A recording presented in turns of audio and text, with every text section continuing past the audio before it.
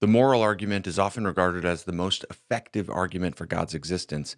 But interestingly, a lot of theists have become more lukewarm about the moral argument, and some are abandoning it altogether. It's become kind of unpopular. And it's certainly true that in the popular level usage of this argument, there's a lot of naivety about meta ethics, which is the field of study about the nature of ethics, as opposed to normative or applied ethics. We might get into that a bit. But this is a case where I'm worried about throwing out the baby with the bathwater. There are some really good moral arguments out there that I think we need to keep using and strengthening and rehabilitating as is necessary, rather than just abandon them. So in this video, let me give 2 reasons why we should be cautious about rejecting altogether moral arguments, and then 3 strategies for how we can do better at deploying them in our conversations and evangelism, apologetics, and so forth. And I'll conclude with a final example of a really cool moral argument from fiction. And yes, it's from C.S. Lewis.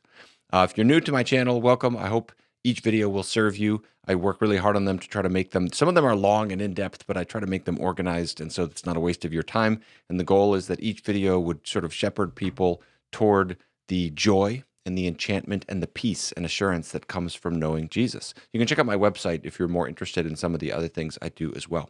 So first, let's take 2 reasons why people should kind of tap the brakes a little bit before just throwing moral arguments away. Now, these are not reasons so much for an atheist to accept one of the moral arguments, more just reasons why theists should be careful before rejecting these. First, the intuition that morality points to God is very deep in the Judeo-Christian tradition, as well as in other religions as well. In other words, if you're a Christian theist, for example, this is just a part of our heritage. You can think in more recent times of C.S. Lewis's book, Mere Christianity. It's amazing to me that, initially it had these 3 books or sections to the book. And the entirety of book 1 was a moral argument. This is the only argument for God that he really gives, and it's one of the major 3 sections of the book. Now, some people say that moral arguments are only more recent arguments for God, beginning maybe with like Immanuel Kant, for example. But arguments from morality in general go back throughout church history. You can look back at Athenagoras, a Christian apologist back in the 2nd century, for example. He's arguing that if there is no divine judgment on our actions, then we're just like the animals and virtue is absurd. And he proceeds to argue that if there is a distinction between the fate of good and the fate of evil, it must be in the afterlife. And then he basically builds an argument from that to the resurrection. Or you can look all the way back in Scripture, and you find the Apostle Paul writing about in Romans chapter 2 that the moral law of God is written on the hearts of Gentiles. Now, this is not a syllogistic argument, but it supports the heart of all moral arguments, really, namely that the conscience points to God. And in this passage in Romans 2, Paul is assuming that our knowledge that we get from our conscience is relevant to what we'll be held accountable for on Judgment Day. In other words, Paul assumes that everybody, even if they don't have access to special revelation, like the written law of Moses or something like that, everyone has enough knowledge about God from our conscience that will be accountable for that on Judgment Day. That's an amazing assertion about the sort of revelatory nature of our conscience. Now, again, this doesn't mean that every moral argument is successful out there, but it does mean that I think for Christians, we should at least be sympathetic to this broad idea involved in moral arguments. And that's kind of the burden behind this video as I've been coming back to study this topic more and more. If we were to abandon moral arguments altogether, this would constitute a major revision in kind of classical Christian thought. And it seems to me it would be kind of historically eccentric and strategically unwise. Think of an army that is abandoning a key hill on the battlefield from which they've made lots of successful attacks, and then they, without good reason, just abandon that hill. You'd kind of feel indignant, like, no, we shouldn't leave that. And that's kind of how I feel about moral arguments, even though they are often deployed poorly. In themselves, there's a lot there that can be harnessed and used to great effect, especially right now in our culture. Second reason why we should tap the brakes before rejecting moral arguments, especially if we're Christians, or for many theists, this would apply as well, is that in contemporary academic philosophy, the moral argument is still defended by many high-level philosophers, and it's also taken seriously by many of those who reject it. And I'm pointing this out, even though it's a very modest point, because you'll sometimes hear the claim that no philosophers really take moral arguments seriously anymore. In sophisticated philosophical discussions, we've moved beyond that kind of thing, that mentality. You'll hear that out there. But there are great philosophers who affirm various kinds of moral arguments. An important figure in this area seems to be Robert Adams, and in particular, this book. Full disclosure, I have not read that book. I've read other things from Adams, but I've read enough portions of it and sections from it that I have some sense of what he's about. It's very highly spoken of, and it's on my to-read list. Alistair McGrath, Graham Ward, William Alston, C. Stephen Evans. These are examples of contemporary philosophers who defend this argument. Alvin Plantinga is a very good philosopher. He takes moral arguments very seriously. In fact, if you read this fascinating book that I talk about a lot, 24 or so Arguments for God, which Plantinga inspired, David Baggett, who is another great defender of moral arguments, begins his whole chapter in here on an abductive moral argument, pointing out basically that Plantinga considered a particular moral argument for moral obligation to be the best argument in the whole lot, which is kind of amazing. Other good defenses of the moral argument can be found in this book. I don't have it with me right now. It's called Good God by, again, David Baggett and Jerry Walls. Fantastic book. The one I did happen to put next to me here is called Divine Love Theory. This is by Adam Johnson, and he's done various debates on the moral argument as well. He has really good defenses against some of the most current objections, so check out his work. Of course, William Lane Craig, one of the great Christian philosophers of our time, has very capably defended moral arguments in various debates. This would be a great debate to watch as one example. It's with Eric Wielenberg. So that brings me to this other point, that a lot of the best philosophers who reject moral arguments still take them seriously. They don't have a kind of condescending, dismissive attitude toward them. Eric Wielenberg is a fantastic philosopher. That's the person that Craig debated there in that debate I just mentioned. And he still recognizes that there are challenging arguments against secular morality that even if he thinks they're not successful, they need to be taken seriously. In this passage from one of his books, he speaks highly, particularly of Craig and also of the Adams text that I just mentioned. And then, of course, if we were to go back in history, we could find some major players. I've already mentioned Immanuel Kant, but John Henry Newman is actually another fascinating theologian who's has a lot of insights into the nature of morality. Now, there's a lot more examples. I'm really trying to make a very modest point right now. I'm not saying that moral arguments are good or successful. I'm just saying don't let people browbeat you into thinking that this is a silly argument, that sophisticated philosophy has moved beyond. Okay? Not at all. But in fairness, it can be handled very clumsily. Okay? So if we're not going to abandon moral arguments, what's the best way to deploy them right now? I'll give 3 suggestions, hoping this is helpful. This is more a video that's more designed to encourage Christians rather than necessarily defeat all the possible objections out there from onlookers. Here's my first suggestion. We need to be more creative and full-orbed in the descriptions we give of morality. The moral argument is such a fascinating sort of subject matter. The moral argument gets its power from deep-seated intuitions in the human heart. Of all the arguments for God, I think the moral argument might be the most visceral and emotional. It's not pulling us way far away from everyday experience into some remote technicality. It's drawing from an intimate awareness deep down that we all feel about good and evil. And I think the best use of moral arguments will tap into the full range of moral experience that we have. Some moral arguments really put the focus on the objectivity of moral values and duties. And that's an understandable and often very effective strategy. But of course, there's more to morality than simply being objective. And you might say something like the objectivity of morality is like the skeleton, and then the full ontological quality of morality is like the organ and tissue. So we want to consider the full range of what makes morality significant, including things like moral experience, moral knowledge, the moral status of persons, moral rights, moral freedom, moral transformation, and my personal favorite that I'll end this whole video with is moral hope. Even many of those who are skeptical of the moral argument proper, insofar as it focuses on moral objectivity, someone like Richard Swinburne, is more favorable to arguments from other aspects of morality, like moral knowledge. And in the current literature right now, these evolutionary debunking arguments that come up that concern moral knowledge, in my opinion, are very strong. What they're pointing out is that if our knowledge of morality is reductively explained by our evolutionary history with all its contingent development, it's very difficult to be confident that we have arrived upon the correct moral intuitions. That's not an easy challenge to address. But the broader point I'm just trying to make right now is it's helpful to shine the spotlight on the full arena of moral experience and moral reality and the kind of unique quality and character that it has. Sometimes in the literature on this topic, you'll find references to the Anscombe intuition, which is from Elizabeth Anscombe, fascinating person and 20th century figure who debated C.S. Lewis, Roman Catholic philosopher. And David Baggett, drawing from C. Stephen Evans, describes this Anscombe intuition as the idea that moral obligations, as experienced, have a unique character, and attempts to explain moral obligations must illuminate that special character. And it's this particular character of morality that I think we really need to emphasize.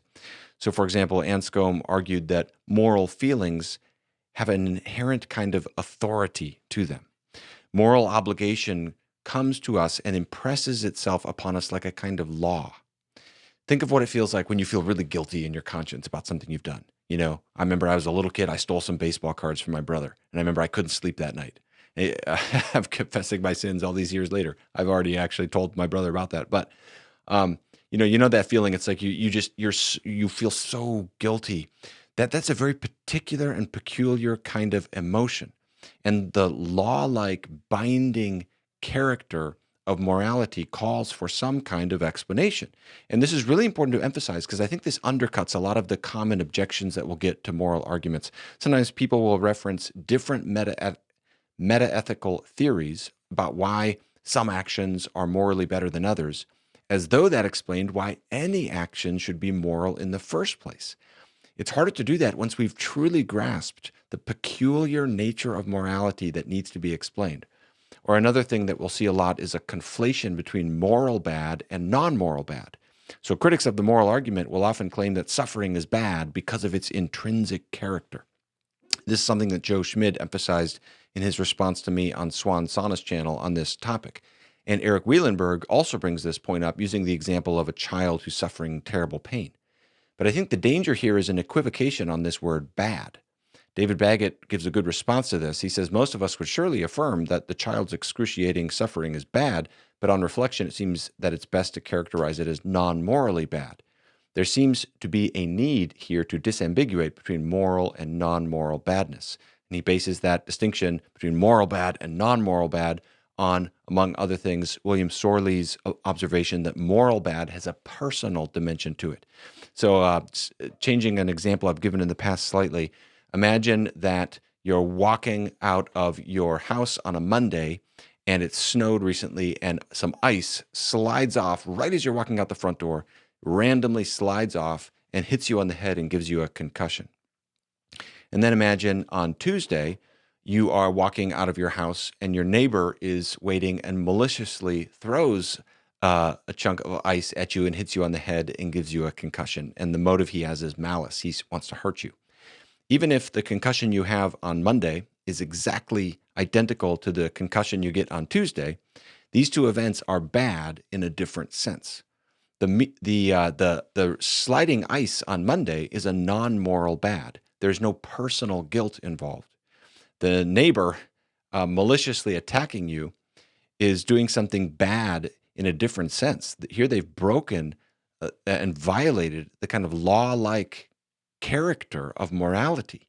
Their different emotions are involved, like indignation and guilt and even shame, and different actions and responses are called for.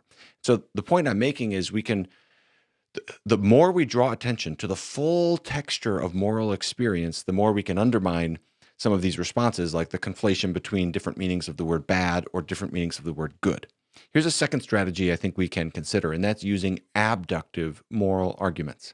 So abductive simply means an inference to the best explanation, as opposed to a deductive or inductive argument, which work from premises to a conclusion. So abductive moral arguments are basically saying, here's morality. How do we explain that? Well, God seems to be the best explanation of that.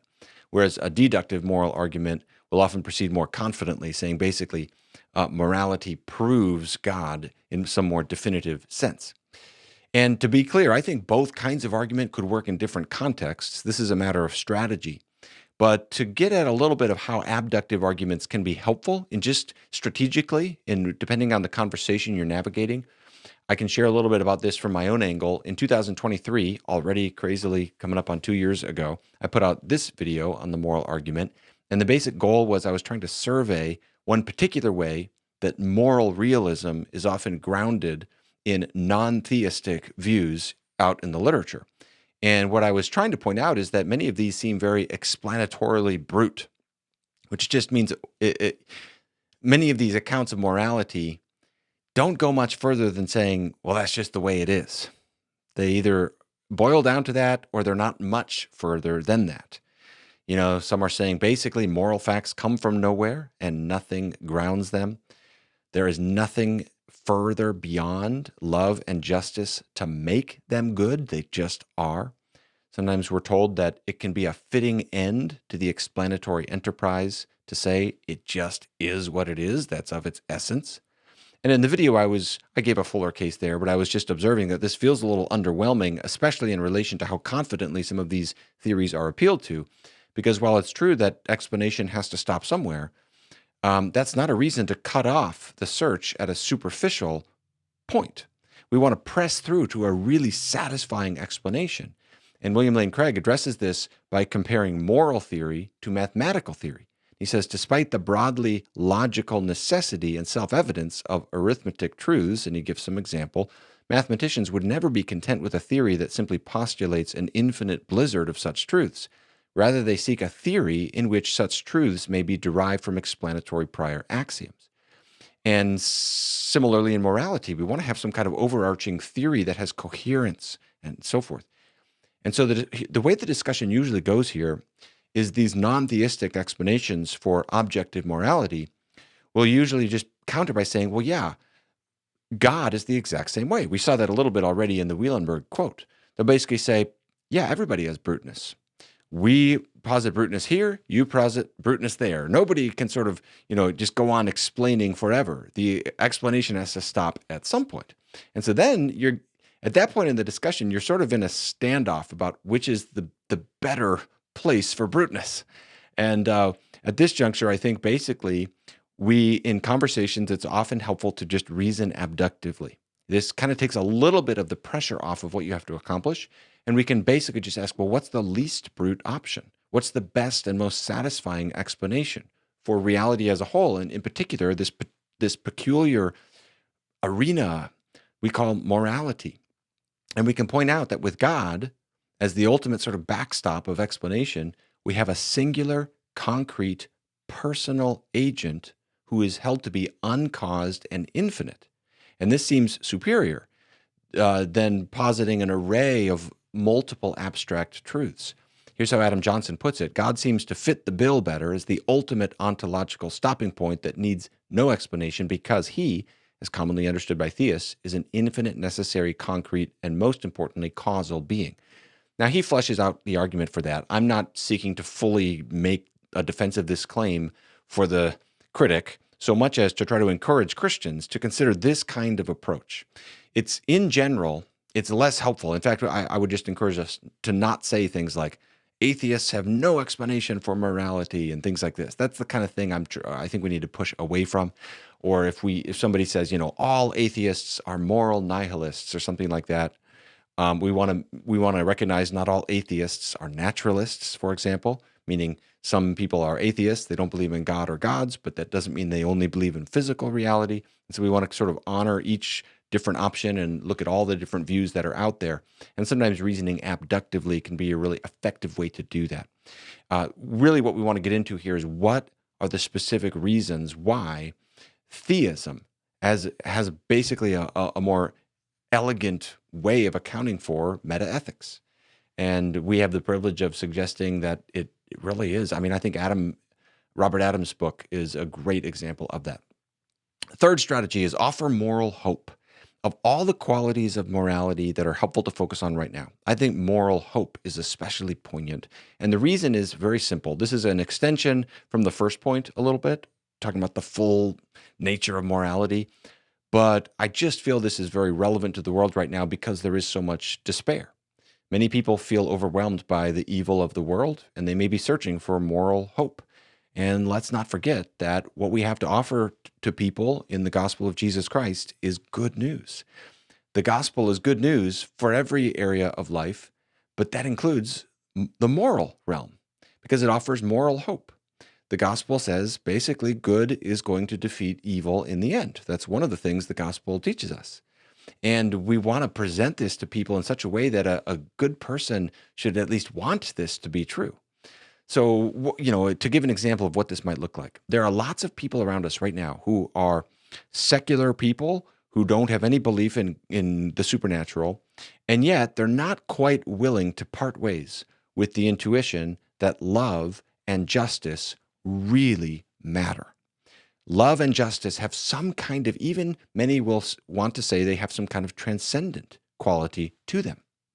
Okay? They may have not thought through how they think about that, but many people still believe that, even if they've discarded belief in God and the supernatural.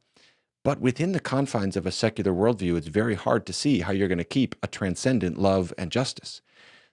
Love and our perception and our experience of love and justice are going to be reductively explained, if you're a naturalist, basically by evolutionary psychology. These are the byproducts of what helped our animal ancestors survive. They have no objective reference in the non-biological world, and they will have no final significance or resolution or something like that. Charles Taylor talks about this in his book, A Secular Age, amazing book if you haven't read it. And he calls areas like these the unquiet frontiers of modernity, where secularism is advancing, and yet it has some anxieties, and it's still trying to work a few things out. To put it simply, many secular people still live with moral hopes that don't quite make sense anymore in their worldview. I'm not saying that for every secular person, but this is commonly the case. And because on the one hand, there's this sense that love and justice have to have some kind of final and even transcendent significance. On the other hand, it's very hard to see how you can maintain that. And a lot of people haven't thought that through. And so this just gives us a chance to offer an invitation and say, hey, you know how movies always have, almost every time, good triumphing over evil? Why is that so deep in the human heart? Is that just a product of our evolutionary psychology? Or is this instinctive longing for good to achieve a kind of lasting, happy victory over evil? Is it more than just the byproduct of our survival mechanisms? Maybe there's something more. Maybe that's actually a clue about the ultimate reality. And of course, in the gospel, we believe this is true. This is such good news. This is such a happy message to share with people. If Jesus rose from the dead, we get to tell them that there will be a final and complete victory of good over evil. I don't know why I always think of this movie, but I love the movie X-Men Days of Future Past. Came out in 2014, one of the best X-Men movies. And I just love the scene where Wolverine wakes up, spoiler alert, sorry about this, after time has been reset and all is well again. He's walking around Professor X's mansion, and there's this kind of bright aura about everything. That's one example of hundreds we could give. You could mention your favorite movie of the way a happy ending feels, right? When it's like, it's just at the end of a movie, when it comes to resolution, there's a particular emotional experience involved with that. And as followers of Jesus, we get to tell people that because Jesus rose from the dead, that is actually a tiny little glimmer of what's going to happen one day forever. That you really couldn't have something happier and more wonderful than the gospel. And we want to make arguments that it's true, but we also want to just hold it out before people and say, look at the hope that this gives. Hit at every different level of the human heart and mind and so forth. All right, wrapping up. Let me give an example of what I see as a creative use of morality to point toward God and certainly to puncture a more like materialist worldview. And this comes from a novel, my favorite novel of all time, or maybe second favorite, and that's That Hideous Strength by C.S. Lewis. The character Mark is imprisoned in this story. I'll just explain this to finish off. I think you'll find it interesting. He's imprisoned and he's tortured. But it's not physical torture, it's psychological torture. He's placed in a room where the architecture and the doorway are just a little bit out of proportion, but just barely. There's dots on the ceiling and on the floor that just they almost align, but they don't quite. And the shape and features of the room are designed to disturb the mind. And they offer the impression of a purpose or pattern, but then continually frustrate that impression. There's also paintings throughout the room. Some of them are grotesque and bizarre. Others seem normal at first, but then when you examine them more closely, there's little oddities. Like there's a painting of the Last Supper, but there's a lot of beetles under the floor. And there's a lot of scriptural themes in the paintings. And the effect that it has upon him, the weirdness of the room, gives him this disturbing feeling of evil. Something like if you're watching a horror movie and there's a particularly gross or bizarre scene and it kind of freaks you out a little bit. That's the effect this has on Mark. And he says he feels to have come into contact with a deeper kind of evil than he'd previously known. Long ago, Mark had read somewhere of things of that extreme evil which seem innocent to the uninitiate, but had wondered what sort of things they might be. Now he felt he knew. And the purpose, by the way, of his captors who put him in this room, this prison, I call it the crooked room, is a kind of psychological conditioning by which they're trying to get him into what they call objectivity, which, to cut to the chase, basically involves a denial of any kind of objective moral realm. But staying in that room has the opposite effect on Mark. Quote, the built and painted perversity of this room had the effect of making him aware, as he'd never been aware before, of this room's opposite. As the desert first teaches men to love water, or as absence first reveals affection, there rose up against this background of the sour and the crooked some kind of vision of the sweet and the straight. Something else, something he vaguely called the normal, apparently existed. He had never thought about it before, but there it was, solid, massive, with a shape of its own, almost like something you could teach, touch, or eat, or fall in love with. It was all mixed up with Jane and fried eggs and soap and sunlight and the rooks cawing at Keir Hardie and the thought that somewhere outside daylight was going on at that moment. He was not thinking in moral terms at all, or else, what is much the same thing, he was having his first deeply moral experience. 3 observations about this passage. First, it's interesting that Mark doesn't consciously think in moral terms when he has this moral experience. He doesn't call it morality. He doesn't call it goodness. He just calls it the normal. And related to that, it comes to him in aesthetic categories through art. Okay?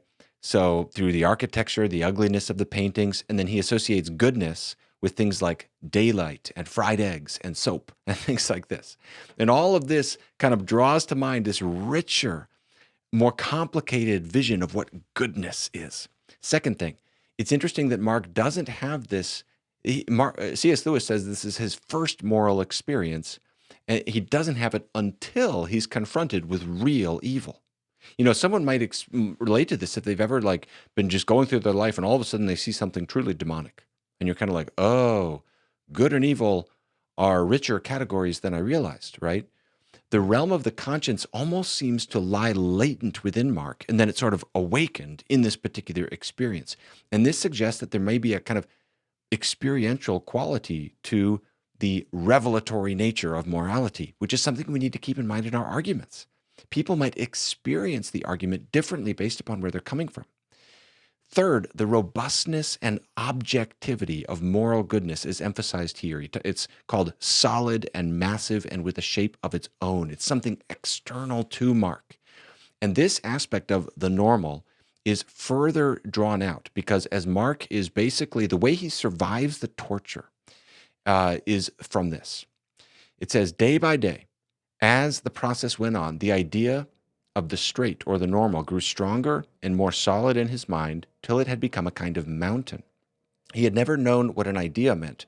He had always thought till now that they were things inside one's own head, but now when his head was continually attacked and often completely filled with the clinging corruption of the training, this idea towered above him, something which obviously existed quite independently of himself and had hard rock surfaces which would not give surfaces he could cling to. The comparison here to a mountain and the references to hard surfaces that you can cling to emphasizes the practical effect of an objective morality. An objective morality is not simply out there to do nothing. It's not just an empty thought. It's something that can save you when you're under this kind of torture, right? And this is what ultimately saves Mark. I hope you can feel the effect that this depiction of morality can have upon the reader, and just the sense of, I'll use the word again, enchantment that it draws you into. Because that's what I think the gospel does. And the moral argument is one entry point into the larger questions about God.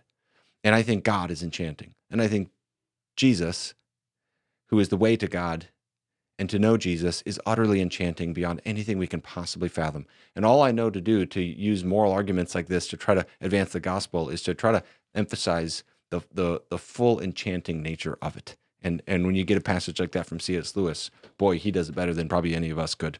All right, thanks for watching, everybody. Let me know what you think in the comments. I'll be interested how this one lands. Do you think moral arguments can be, should be, need to be rehabilitated? Any other suggestions you would give? Let's keep working on this one together. Thanks, everybody.